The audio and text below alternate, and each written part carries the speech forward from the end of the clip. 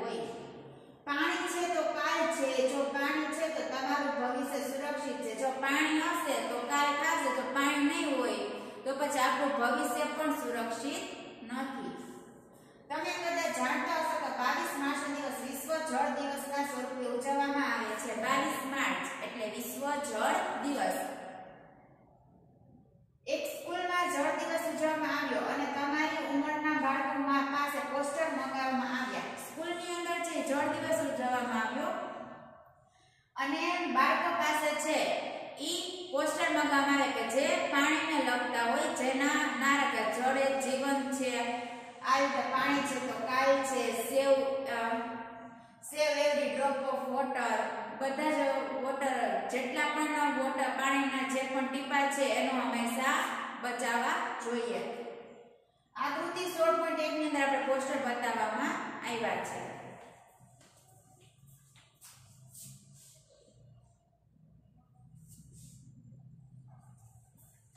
અહીંયા પોસ્ટર છે સેવ every drop of water, બધા જ પાણીના બધા ટીપાઓનો બચાવ કરવો છે, સેવ કરવા જોઈએ। You can save water, every drop counts, my best friend water. આ પોસ્ટર ઉપરથી તમને કયો સંદેશો પ્રાપ્ત થાય છે તમારા લોકોને તમારી નોટબુકમાં નોંધ લો, તેની ચર્ચા તમારા વર્ગમાં કરો।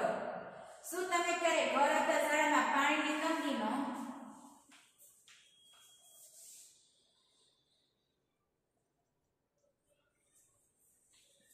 અનુભવ કર્યો છે? ઘર કે શાળામાં પાણીની તંગીનો અનુભવ કર્યો? વધારે પડતી તંગી ક્યારે? તો ઉનાળાની અંદર જોવા મળે। સ્કૂલમાં ક્યારેક એવું થાય કે પાણી ન આવે, તો ઘરની અંદર ક્યારેક એવું થાય કે એક દિવસ ઉનાળામાં પાણી ન આવ્યું હોય ને, અથવા તો ઉનાળાની અંદર 2 કાતરા પાણી આવે, 2 દિવસ ન આવે, 1 દિવસ આવે, 2 દિવસ ન આવે, 1 દિવસ આવે, અથવા તો 1 કાતરા, 1 દી ન આવે, 1 દી ન આવે, 1 દી આવે, તો ઘણો બધો પાણીનો તંગીનો સામનો કરવો પડે।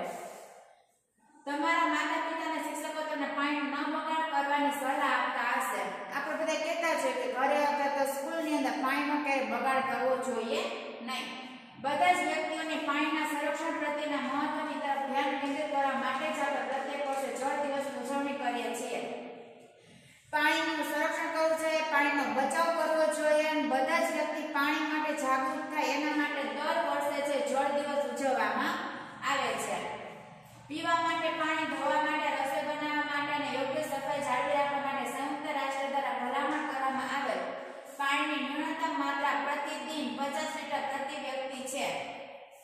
પીવા માટે પાણીનો ઉપયોગ થાય છે, ધોવા માટે, રસોઈ બનાવવા માટે અથવા તો આખા દિવસની પ્રવૃત્તિ કરવા માટે પાણીનો ઉપયોગ થાય છે। તો સંયુક્ત રાષ્ટ્ર દ્વારા ભલામણ કરવામાં આવેલ પાણીની જેટલી માત્રા છે એટલી માત્રામાં પ્રતિદિન 50 લીટર પ્રતિ વ્યક્તિ। એક વ્યક્તિ આખા દિવસમાં કેટલું પાણી વાપરે છે? તો કે 50 લીટર પ્રતિ વ્યક્તિ ને પ્રતિ દિવસ, એટલે કે દરરોજ છે એક વ્યક્તિ 50 લીટરનું પાણી વાપરે છે। આ માત્રા પ્રતિ વ્યક્તિ પ્રતિ દિવસ લગભગ 2.5 ડોલ પાણી બરાબર છે। કેટલું? તો કે આપણે એક આખા દિવસ દરમિયાન 2.5 થી 3 ડોલ જેટલું પાણી વાપરીએ છીએ, પણ એક જ વ્યક્તિ એટલું, ઘરમાં તો ઘણા બધા વ્યક્તિ હોય, તો બધા વ્યક્તિની તમે 2.5 ડોલ વિચારો જોઈએ તો કેટલા બધા પાણીનો વ્યય થાય। શું તમારા પરિવારને ઓછામાં ઓછું આટલું પાણી પ્રાપ્ત થઈ રહ્યું છે? જો આપણા પરિવારને 2.5 ડોલ જેટલું એક વ્યક્તિને પાણી પ્રાપ્ત થાય છે? જો હા, તો તમે તમારી જાતને ભાગ્યશાળી સમજવું જોઈએ। જો પ્રાપ્ત થતું હોય તો આપણે આપણી જાતને ભાગ્યશાળી સમજવું જોઈએ, કારણ કે આપણા દેશમાં લાખો લોકોને પર્યાપ્ત પાણી મળી રહ્યું નથી। આખા દેશની અંદર લાખો લોકોને છે પર્યાપ્ત માત્રામાં, એટલી લોકોને પીવા માટે પણ પાણી મળતું નથી। તમારા મિત્રો અને તેઓના પરિવારોને પાણીની પ્રાપ્તિ માટેની સ્થિતિ કેવી છે? આપણા મિત્રો, આપણા પરિવાર માટેની સ્થિતિ કેવી છે? તમારા અનુભવોની ચર્ચા તેઓની સાથે કરો। લગભગ આપણે બધાને છે પીવા માટે પાણી મળી રહે છે। કેટલાક સ્થાને પાણીની અત્યંત તંગી છે, ઘણી બધી જગ્યાએ પાણીની ખૂબ જ તંગી જોવા મળે છે।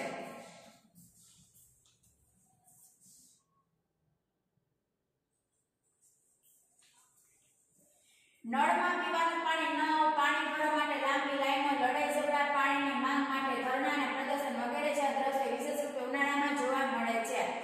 પાણીની તંગી હોય એટલે કે નળમાં પીવાનું પાણી આવતું ન હોય, પાણી ભરવા માટેની લાંબી લાઈન, ગામડા બાજુ જાય તો પાણી ભરવા માટેની લાંબી લાઈન જોવા મળે।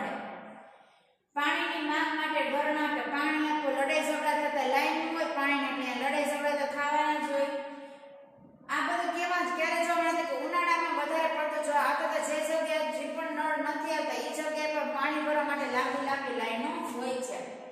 આકૃતિ 16.3 માં બતાવવામાં આવેલ કેટલાક સમાચાર પત્રનું કટિંગ આ સ્થિતિ તરફ સ્પષ્ટ ઇશારો કરે છે.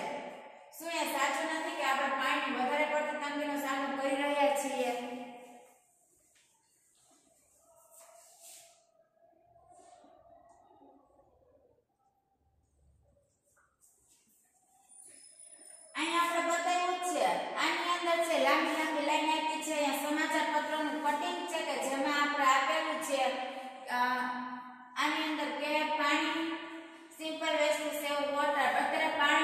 ઘણો બધો વધારે લોકો ઉપયોગ કરે છે જેના માટે પાણીની તંગી થાય છે અને ઘણા લોકોને સ્વચ્છ પીવા માટેનું પાણી પણ મળતું નથી. પ્રવૃત્તિ 16.1 સમાચાર પત્ર તથા મેગેઝિનમાંથી પાણીની તંગી સંબંધી સમાચાર લેખોને ચિત્રના કટી એકત્રિત કરો. ઉનાળાની અંદર તો પાણી વિશે ઘણું બધું પેપરની અંદર આવે છે. તો સમાચાર પત્ર તથા મેગેઝિનમાંથી જે પાણીની તંગી વિશે જે પણ કઈ સમાચાર હોય ચિત્ર હોય બધા ભેગા કરીને પછી નોટબુકની અંદર ચોંટાડવાના અને તેના વિશે તમારા મિત્રો સાથે ચર્ચા કરો. વ્યક્તિઓ દ્વારા સામનો કરવામાં આવતી કેટલીક સમસ્યાની યાદી બનાવો અને વર્ગમાં તેની ચર્ચા કરો. વ્યક્તિ પણ પાણીના કારણે કેવી કેવી સમસ્યાનો સામનો કરે છે એની પણ ચર્ચા કરવાની.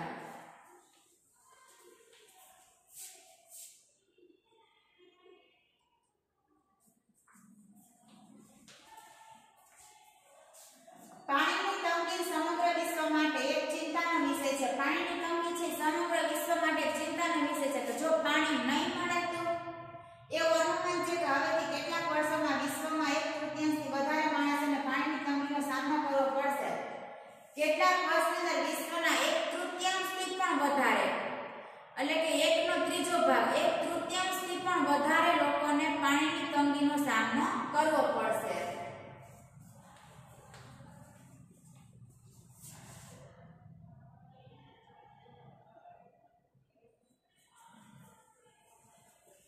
વર્ષ 2003 ને આંતરરાષ્ટ્રીય મીઠા પાણી ફ્રેશ વોટરનું વર્ષ તરીકે ઉજવણી કરવામાં આવી હતી જેથી લોકોને આ પ્રાકૃતિક સંસાધનની સ્ત્રોતની સતત ઘટતી જતી ઉપલબ્ધતા વિશે જાગૃત કરી શકાય.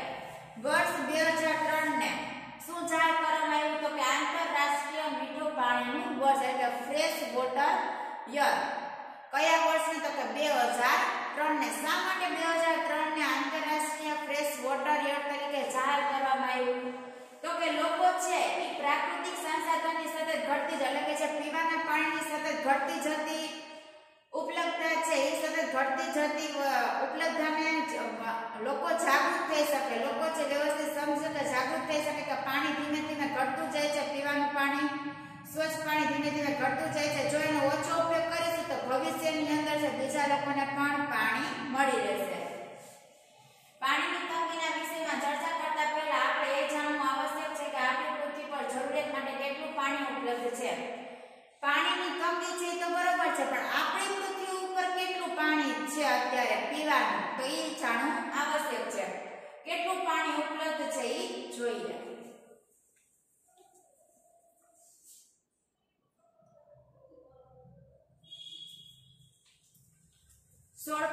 કેટલું પાણી ઉપલબ્ધ છે.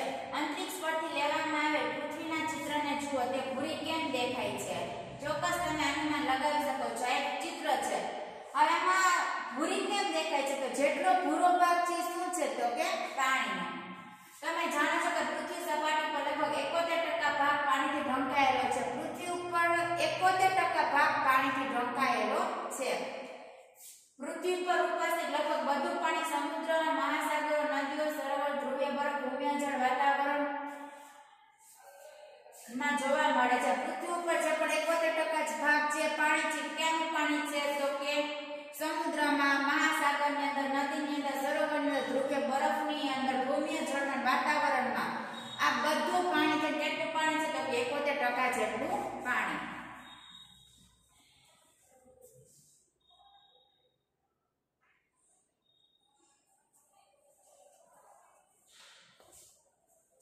પરંતુ તેમાંથી મોટાભાગનું પાણી મનુષ્યના વપરાશ માટે યોગ્ય નથી.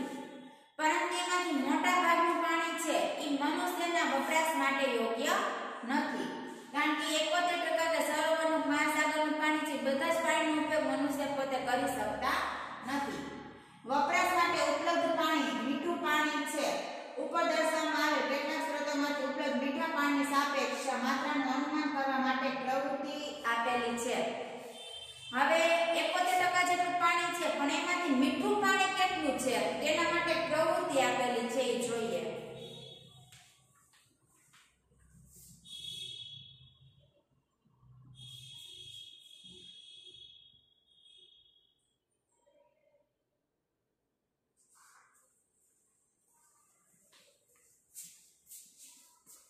તબક્કો છે, આકૃતિ છે અને ટિપ્પણી છે.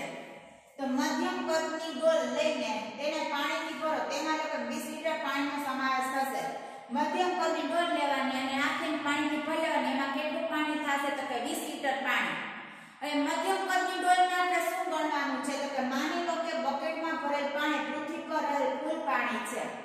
હવે ખાલી આપણે માનવાનું જ છે કે આ ડોલની અંદર જેટલું પાણી છે ને આપણે પૃથ્વીમાં રહેલ પાણી છે. પૃથ્વીમાં 71% પાણી છે તો ડોલમાં રહેલ પાણી કેવું છે તો પૃથ્વીમાં રહેલ પાણી, એટલે કે 71% પાણી છે.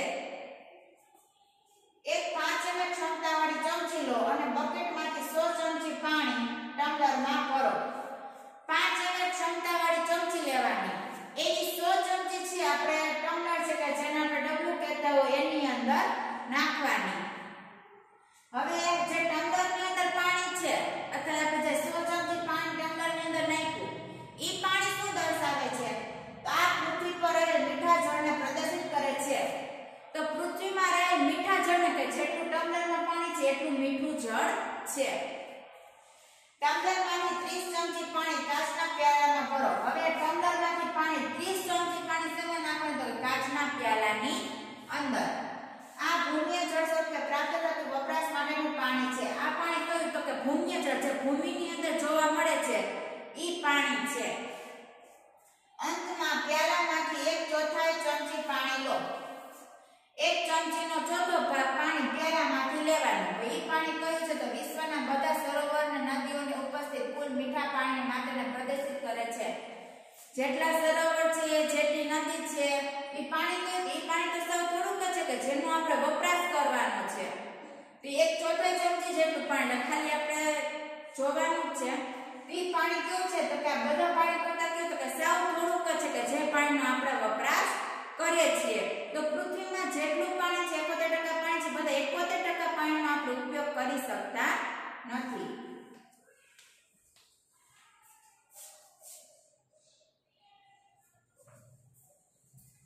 બકેટમાં વધેલું પાણી સમુદ્ર અને મહાસાગરોમાં ઉપસ્થિત ખારું પાણી છે. જે બકેટમાં વધેલું હવે જે પાણી છે ઈ શું છે તો કે સમુદ્ર અને મહાસાગરોની અંદર રહેલું પાણી, અને આંશિક રૂપે તે ભૂમ્ય જળ સ્વરૂપે જોવા મળે છે. આ પાણી માનવ વપરાશ માટે ઉચિત નથી. ઈ લગભગ ભૂમ્ય જળ સ્વરૂપે પણ જોવા મળે છે અને ઈ પાણી છે માનવ પોતે વપરાશ કરી શકતો નથી.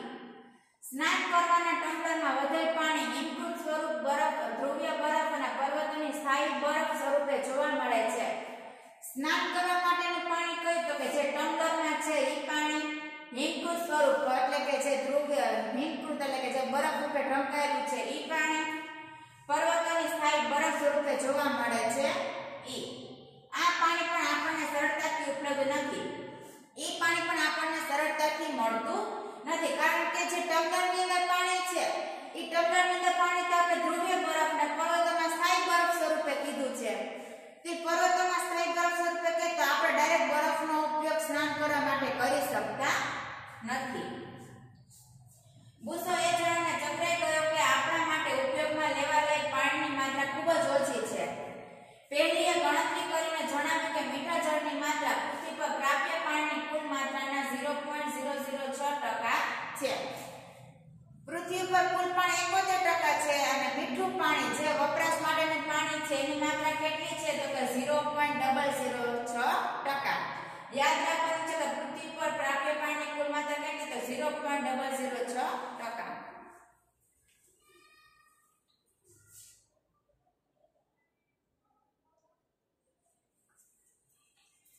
પ્રવૃત્તિ 16.2 આપણામાંથી મોટા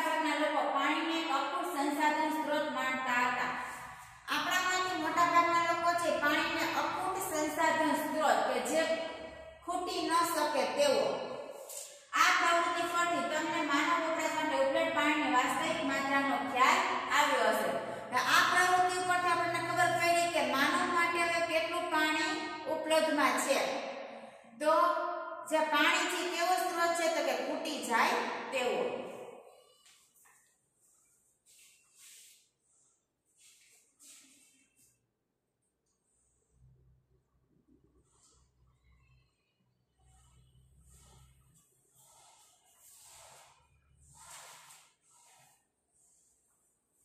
શું તમને આ જાણકારીથી ચિંતા થવા લાગી?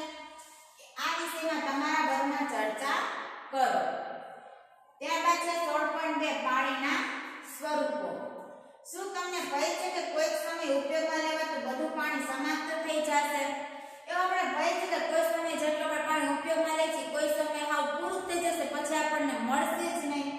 તમે જાણો છો કે વિવિધ કુદરતી પ્રક્રિયાઓ દ્વારા પૃથ્વી પર પાણીની માત્રા કરોડો વર્ષોથી જળવાઈ રહી છે. વિવિધ કુદરતી પ્રક્રિયા દ્વારા છે એ પાણીની માત્રા વર્ષોથી જળવાઈ રહી છે. આ બધી પ્રક્રિયા જળચક્રનું નિર્માણ કરે છે. આ બધી પ્રક્રિયા કોણ નિર્માણ કરે છે તો કે જળચક્રનું. ધોરણ 6 માં જળચક્રના વિષયમાં અભ્યાસ કર્યો છે. તમારા પોતાના વિચાર લખો. તમે જળચક્ર વિશે શું જાણો છો? જળચક્ર એટલે શું જે તમે ધોરણ 6 ની અંદર ભણી ગયા. તમે જાણો છો કે જળચક્ર દ્વારા પરિવહન પામતું પાણી ત્રણ સ્વરૂપો છે કે ઘન, પ્રવાહી અને વાયુમાંથી કોઈ એક સ્વરૂપમાં પૃથ્વી પર ક્યાંક જોવા મળે છે.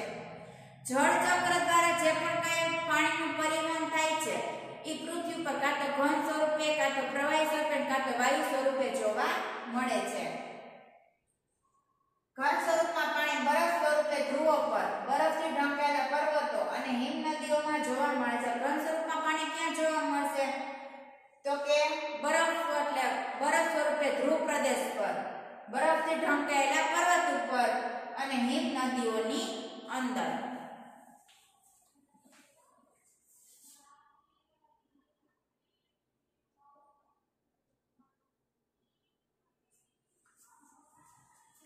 પ્રવાહી સ્વરૂપમાં પાણી મહાસાગરો, ઝરણાઓ, નદીઓ અને ભૂતલમાં પણ જોવા મળે છે. પ્રવાહી સ્વરૂપમાં પાણી ક્યાં જોવા મળશે તો કે મહાસાગરની અંદર, ઝરણાની અંદર, નદીની અંદર, તળાવની અંદર, ભૂતલમાં એટલે કે જમીનની અંદર.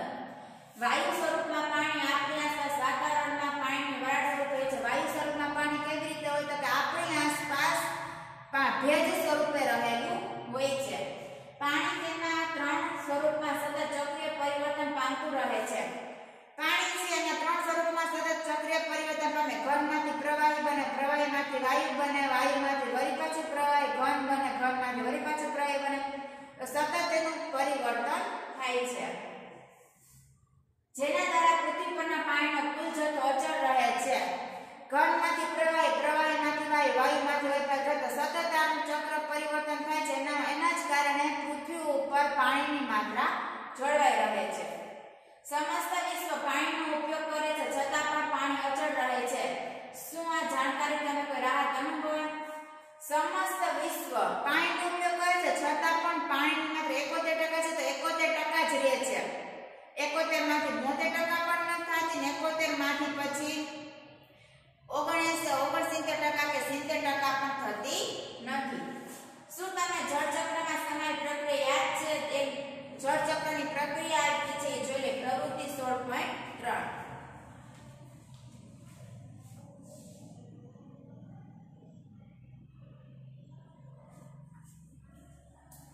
આકૃતિ 16.3 માં જળચક્ર સાથે સંકળાયેલ પ્રક્રિયાને સંખ્યાઓ દ્વારા ચિહ્નિત કરવામાં આવે છે. આ સંખ્યાની મદદથી પ્રક્રિયા માટેના શબ્દ અસ્તવ્યસ્ત લખાયેલા છે તેને યોગ્ય રીતે ગોઠવી પ્રક્રિયા માટેનો સાચો શબ્દ લખો. અહીંયા આપણે પ્રક્રિયા આપી છે કે શું થઈ તો અહીંયા આપણે એક પ્રક્રિયા આપી છે જેનો શબ્દ છે રજ ભૂયમીય છે. અર્થ શું થશે? ભૂમિય જળ. તો પહેલી પ્રક્રિયા શું છે તો કે ભૂમિય જળ. પછી ત્યારબાદ શું થશે? ભૂમિય જળ એટલે જે નદી નાળામાં જે પાણી છે એનું બાષ્પીભવન થશે. એટલે બીજી પ્રક્રિયા છે બાષ્પીભવન. ત્રીજું શું છે તો કે સંઘનન. તો કે જેનું બાષ્પીભવન પાણી થયું છે એ બધું ભેગું થશે તેને શું કહેવાય? સંઘનન. ભેગું થઈ શું બનશે તો કે વાદળા બનશે. તો ભેગું થઈ શું બન્યું તો કે વાદળા બન્યા. તો ચોથું છે વાદળા. પાંચમું છે ઉત્સેદન. અહીંયા આપણે પાંચમું આપ્યું છે ઉત્સેદન. ઉત્સેદન કોને કહેવાય તો આપણે અહીંયા આગળના ચેપ્ટરની અથવા તો આપણા આ ધોરણની અંદર આગળના સેમમાં ભણી ગયા, આ સેમમાં પણ ભણી ગયા. ઉત્સેદન કોને કહેવાય? તો કે જે વૃક્ષો છે એ વૃક્ષો જે વધારાનું પાણી હોય એ વધારાના પાણી વૃક્ષોને નથી જરૂર, એ વૃક્ષ વધારાના પાણીનું પોતે વાતાવરણની અંદર એ વધારાનું પાણી ઠાલવશે તો એને કહેવાશે ઉત્સેદન. છઠ્ઠું છે અનુશ્રવણ. છઠ્ઠું આપેલું છે અનુશ્રવણ ને સાતમું છે અવક્ષેપણ. હવે અનુશ્રવણ અને અવક્ષેપણ તો જમીનને જેટલા પાણીની જરૂર છે એ પોતે એટલું પાણી શોષી લેશે અને વરસાદ સ્વરૂપે જે પણ વાદળ બંધાણે છે તો વરસાદ સ્વરૂપે વળી પાછું પાણી જમીન ઉપર પડશે. આખું ચક્ર થઈ ગયું. જેનું જે પાણીનું બાષ્પીભવન થાય છે બાષ્પીભવનમાંથી વળી પાછું પાણી બને છે ને એ પાણી વળી પાછું જમીન પોતે જમીન ઉપર વરસાદ સ્વરૂપે પડે છે. જમીન પોતે પાણી શોષી લે છે. મોટા ભાગના શહેરો અને નગરોમાં પોતાની જળ વ્યવસ્થા હોય છે.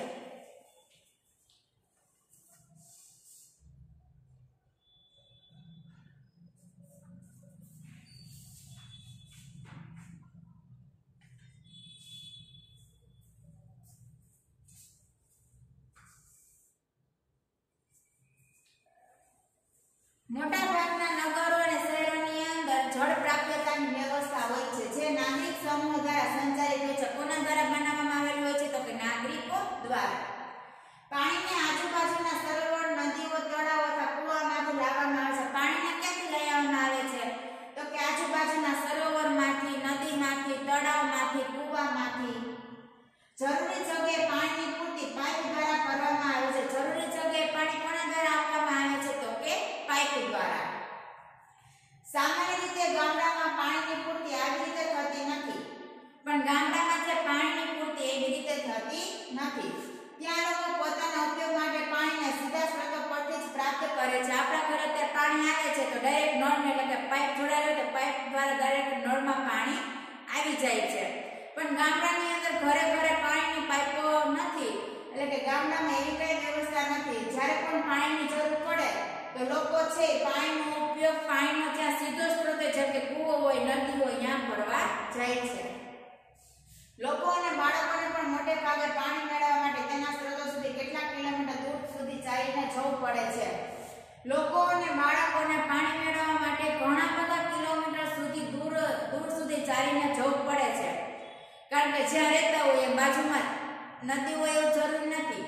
જે ગામડાની અંદર જે જગ્યાએ કૂવો કે નદી આવેલી હોય, પાણીનો સ્ત્રોત આવેલો હોય એ જગ્યાએ જઈને પાણી ભરવા જવું પડે. બાળકો માટે ખૂબ જ પીડાદાયક છે. આવા બાળકો નિયમિત રીતે શાળામાં જઈ શકતા નથી. ત્યાં એક તો ચાલીને જવું પડે છે અને બાળકો માટે ખૂબ જ પીડાદાયક છે. કારણ કે એવા બાળકો છે નિયમિત રીતે શાળાએ જઈ શકતા નથી. કારણ કે જ્યારે પણ પાણીની જરૂર પડે ત્યારે છે ઘણા બધા કિલોમીટર સુધી ચાલીને પણ પાણી ભરવા જવું પડે. કારણ કે તેઓને સ્ત્રોત પરથી પાણી લાવવા ખૂબ જ સમય નીકળી જાય છે. પાણી ભરવા જાય, લાઈન હોય તો લાઈનમાં ઊભા રહે, વળી પાછા ચાલીને પાણી લઈને આવે તો ઘણો બધો ટાઈમ નીકળી જાય. મહિલાઓને અનેક ઘરેલું કાર્ય કરવા પડે છે. જો તેઓને પાણી પણ ભરીને લાવવું પડે તો તેઓના કામનો ભાર વધારે વધી જાય છે. મહિલાને અનેક ઘરેલું કામ કરવાના હોય, ઈ પાણી પણ ભરીને લાવે તો એનો જે કામનો ભાર છે વધી જાય છે. છતાં પણ તમે કોઈ ઘરે કાંઈ પણ કામ કરતા નથી. મમ્મી કઈ કામ છે તો તરત કહી દો હું કામ નહીં કરું, પણ તમે મમ્મીને તમારા કામમાં હેલ્પ કરો તો એને ઘણી બધી રાહત થાય.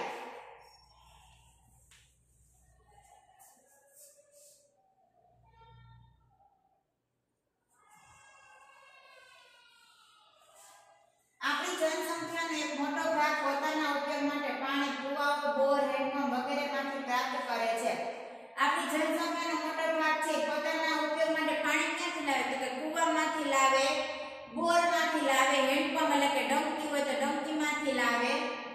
આ સ્ત્રોતોને પાણી ક્યાંથી પ્રાપ્ત થાય છે? કુવા, બોર, હેન્ડપંપ એ બધાને પાણી ક્યાંથી મળતું હશે તે આપણે આગળના વિડિયોની અંદર જોઈશું.